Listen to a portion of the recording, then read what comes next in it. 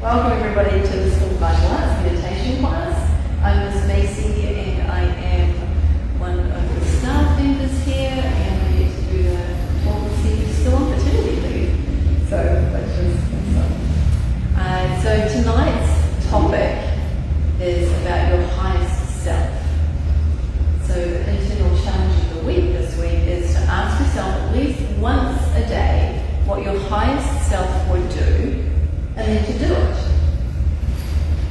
So, I don't know about you, but most of the time, my highest self is somewhere different. Like I'm just doing life.